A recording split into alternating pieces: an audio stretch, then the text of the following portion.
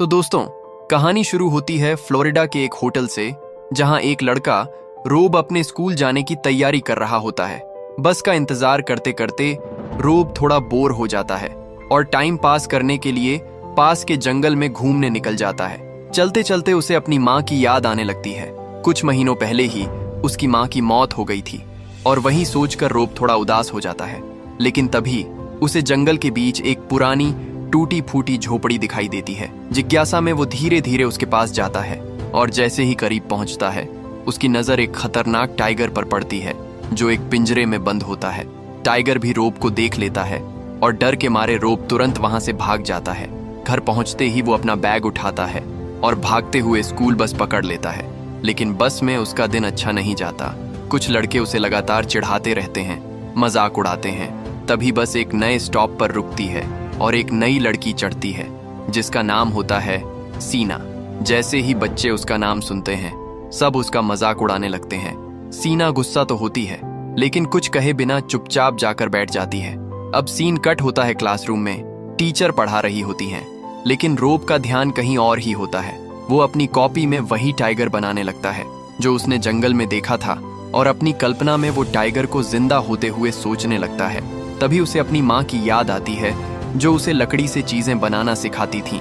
अचानक टीचर उसे बुलाती हैं और कहती हैं कि प्रिंसिपल उसे तुरंत बुला रहे हैं। रोब थोड़ा कंफ्यूज हो जाता है, लेकिन वो सीधा प्रिंसिपल के ऑफिस चला जाता है। वहां जाकर प्रिंसिपल उसके पैरों को चेक करते हैं और तब पता चलता है कि रोब को एक गंभीर स्किन प्रॉब्लम है, जिसकी वजह से उसके पैरों में बार बार घाव हो जाते हैं। प्रिंसिपल बताते हैं कि कुछ पेरेंट्स को डर है कि उनके बच्चे इस बीमारी से संक्रमित हो सकते हैं, इसलिए वो रोब से कहते हैं कि वो अपनी दवाई ठीक से ले और कुछ दिनों के लिए स्कूल ना आए। ये सुनकर रोब थोड़ा उदास हो जाता है और ऑफिस से बाहर निकल आता है। बाहर आते ही वो एक टीचर को देखता है जिनकी चीजें जमीन पर गिर जाती हैं। रोब तुरंत उनकी मदद करता है और उनकी सारी चीजें उठाकर देता है। टीचर खुश होकर उसे धन्यवाद देती हैं और अपना नाम बताती हैं, मिस मिल्स। फिर वो रोब के हाथ में बनी ड्राइंग को देखती हैं और मुस्कुराते हुए पूछती हैं, ये तुमने क्या बनाया है? रोब थोड़ा शर्मीला होता है, लेकिन फिर भी वो अपनी टाइगर वाली ड्राइंग मिस मिल्स को दे देता है। ड्राइंग देखकर टीचर काफी इम्प्रेस हो जाती हैं और उसकी तारीफ करते हुए कहती हैं कि उसमें बहुत टैलेंट है। वो रोब को मोटिवेट करती है और कहती हैं कि जब वो छुट्टी से वापस आएंगी तब वो उसे फिर से मिलने आए। रोब भी मुस्कुराकर हाँ कह देता है। अब स्कूल खत्म होने का टाइम आता है। रोब बाहर खड़ा इंतजार कर रहा होता है। तभी अचानक बहुत सारे बच्चे मिलकर सीना को दौड़ाते हुए आते हैं। सीना पहले तो सहती रहती है, लेकिन फिर गुस्से में आकर एक लड़के पर हमला कर देती है। लेकिन वो लड़का उससे बड़ा और ताकतवर होता है और उसे जोर से जमीन पर गिरा देता है। ये देखकर रोब खुद को रोक नहीं पाता और तुरंत बीच में आकर चिल्लाता है, उसे अकेला छोड़ दो। लेकिन अब बदमाश लड़कों का ध्यान रोब पर चला जाता है और वो खुद डर कर वहां से भाग जाता है। थोड़ी देर बाद सीना बस में बैठती है।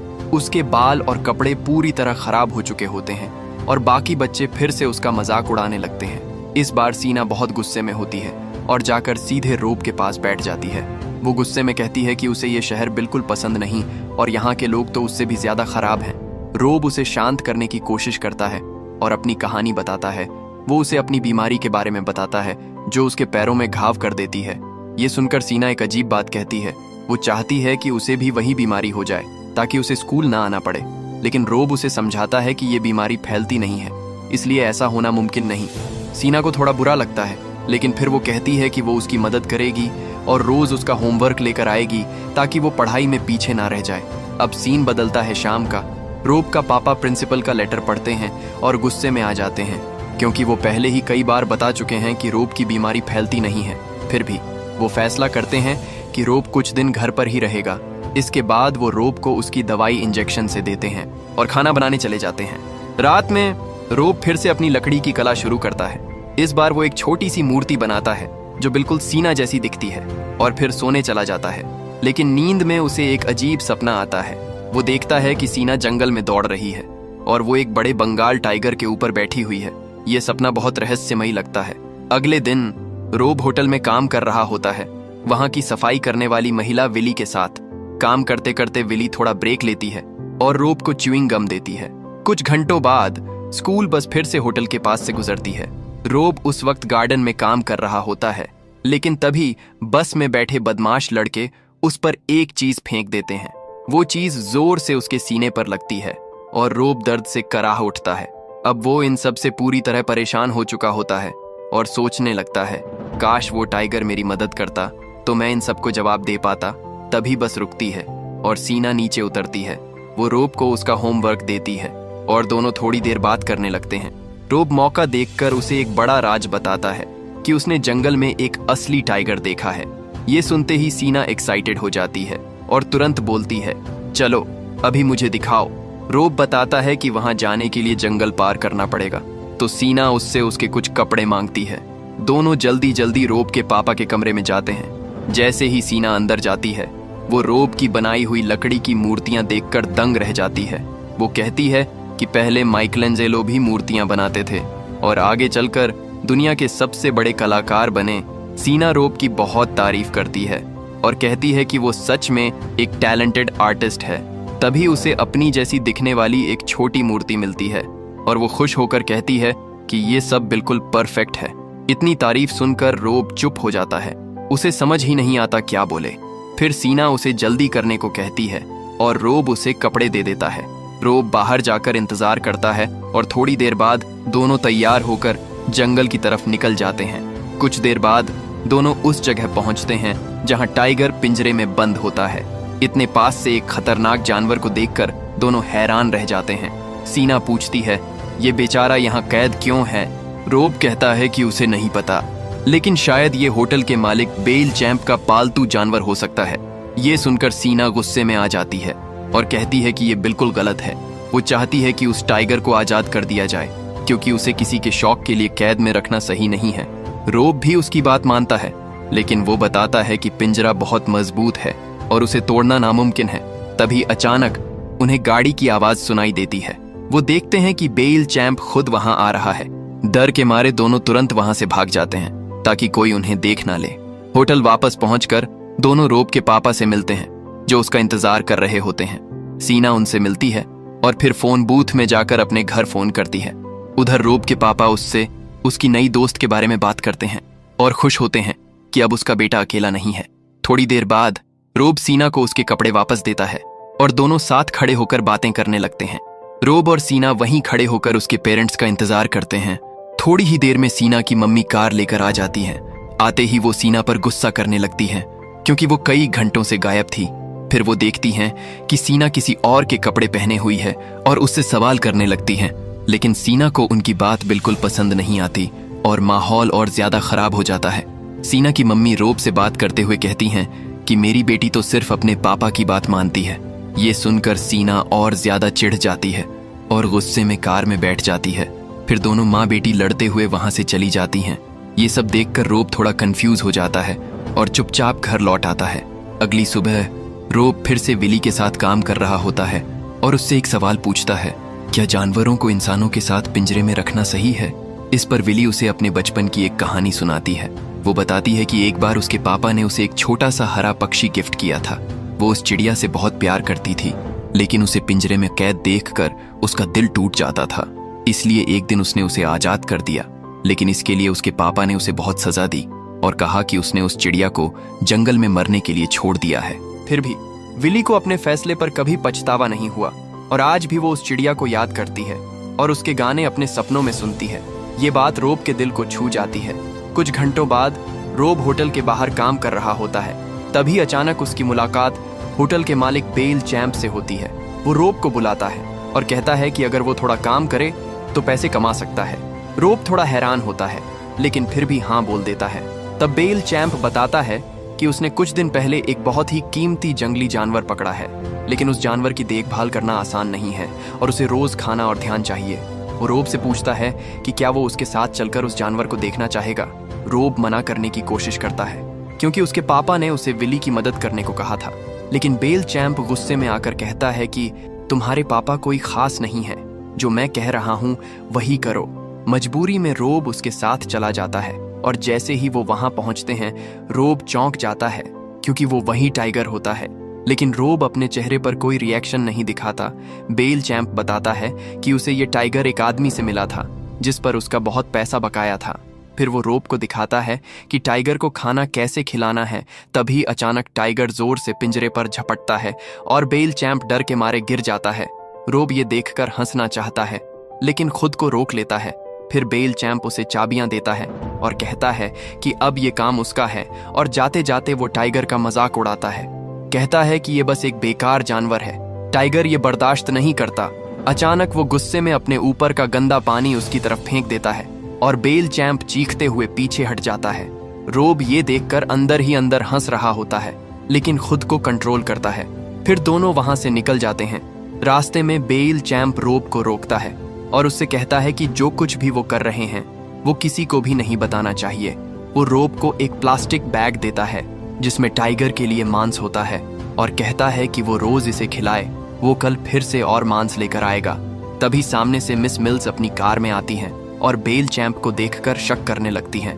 वो पूछती हैं यहाँ क्या चल रहा है, लेकिन रोब कह देता है कि सब ठीक है और बेल चैंप टीचर को डांटकर वहां से जाने को कहता है। जाने से पहले मिस मिल्स रोब से कहती हैं जब तुम वापस स्कूल आओ तो मुझसे मिलना जरूर, लेकिन बेल चैंप की धमकी देखकर वो वहां से चली जाती हैं। कुछ देर बाद रोब घर पहुंचकर उस मांस वाले पैकेट को छिपाने की कोशिश करता है क्योंकि वो किसी को ये बात बताना नहीं चाहता। फिर वो बेल चैंप की दी हुई चाबियों को देखता है और सोच में पड़ जाता है, क्या मुझे टाइगर को आजाद कर देना चाहिए? तभी फिर से स्कूल बस वहां से गुजरती है और इस बार सीना वापस आती है। वो आते ही कहती है कि वो टाइगर को फिर से देखना चाहती है। दोनों तुरंत जंगल की तरफ भागते हैं और टाइगर के पास पहुंच जाते हैं। अब रोब को लगता है कि वो ये बात ज्यादा देर छुपा नहीं सकता, तो वो सीना को सब कुछ बता देता है कि बेल चैंप ने उसे क्या काम दिया है और कैसे वो टाइगर की देखभाल कर रहा है। ये सुनकर सीना खुश हो जाती है क्योंकि अब उनके पास चाबी है और वो टाइगर को आजाद कर सकते हैं। वो कहती है कि ये टाइगर एक खतरे में पड़ी प्रजाति का हिस्सा है और इसे कैद में रखना गलत है।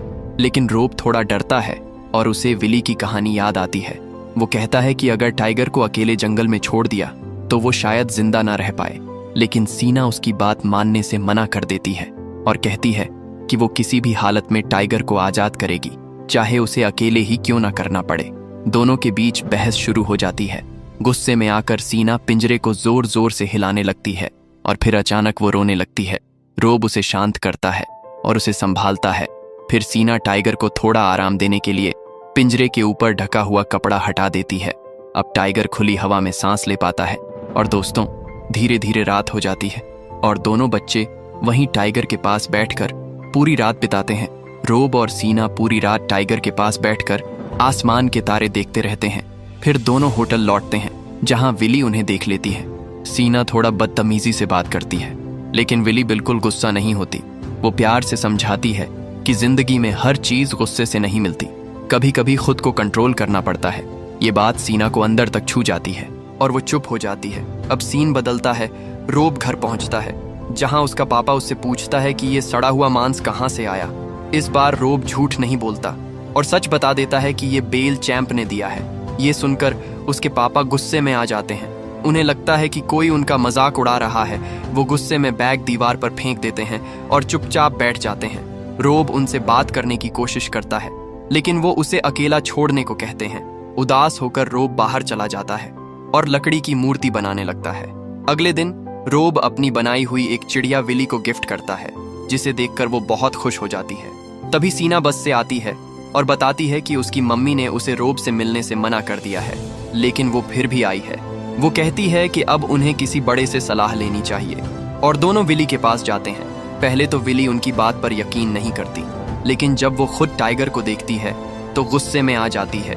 सीना कहती है हमें इसे आजाद करना ही होगा, लेकिन विली मना कर देती है। कहती है कि जंगल में अकेला टाइगर शायद जिंदा ना रह पाए।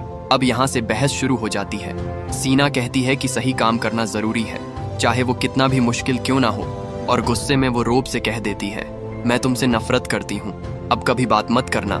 ये सुनकर रोब टूट जाता है। सीना वहां से चली जाती है और विली रोब को संभालती है। लेकिन कुछ देर बाद रोब सीना के पीछे भागता है और कहता है मैं टाइगर को आजाद करूंगा हमारी दोस्ती के लिए। सीना पहले यकीन नहीं करती लेकिन फिर मान जाती है।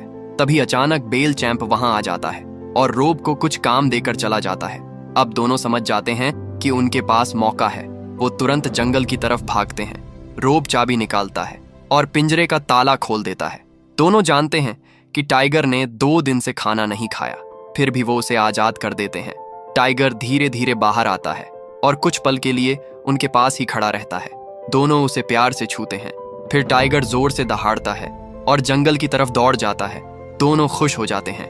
उन्हें लगता है उन्होंने सही काम किया, लेकिन तभी अचानक गोली चलने की आवाज आती है। सीना घबरा जाती है और दोनों दौड़ते हुए सड़क की तरफ जाते हैं।